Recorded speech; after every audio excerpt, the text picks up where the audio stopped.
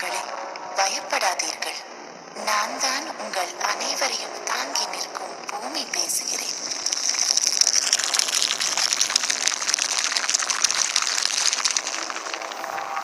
என்னை நீங்கள் மிகவும் அன்பாக இயற்கை அன்னை, மதர்லேண்ட், பூமா தேவி என்று அழைக்கின்றீர்கள். உங்கள் உடலின் மூல ஆதாரமும் நானே.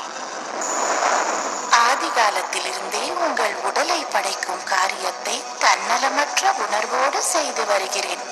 மேலும் பலவிதமான இயற்கை செல்வங்கள் மூலம் உங்கள் உடலை பாதுகாத்தும் வருகிறேன்.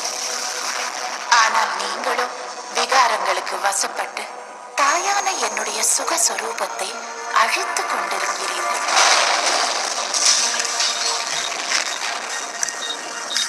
இதன் விளைவாகவே இன்றைய பூகம்பமும் நிலச்சரிவுகளும் எரிமலைகளும் உங்களை பயமுறுத்துகின்றன.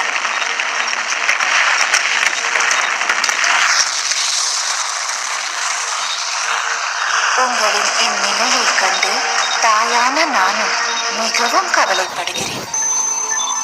இதிகாசத்திலும் புராணங்களிலும் நான் எவ்வளவு செல்வச் செழிப்போடு இருந்ததை நீங்களே வர்ணனை செய்திருக்கின்றீர்கள்.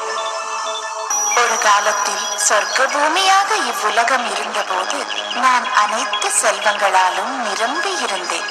பசுமையாலும் மகிழ்ச்சியாலும் பொங்கி வழிந்தேன்.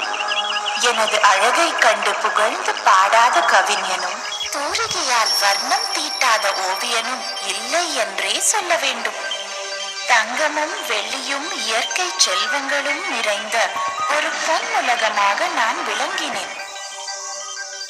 இன்றைய கலியுக மனிதர்களின் பேராசைக்கும் மக்கள் தொகை பெருக்கத்திற்கும் ஈடு கொடுக்க முடியாமல் மிகுந்த வேதனை அடைகிறேன்.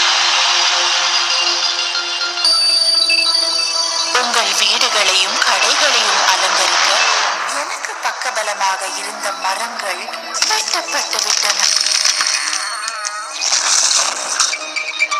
மாட மாளிகைகள், அணிகள், நீண்ட சாலைகள் அமைத்திட ஆங்காங்கே ஆழமாய் குழிகளை தோண்டினீர்கள். மலைகளையும் குடைந்துள்ளீர்கள். மொத்தத்தில் என் வளத்தையே அழித்து விட்டீர்கள். இவ்வாறான பல்வேறு காரணங்களால் எனது சமநிலையே பாதிக்கப்பட்டு விட்டது.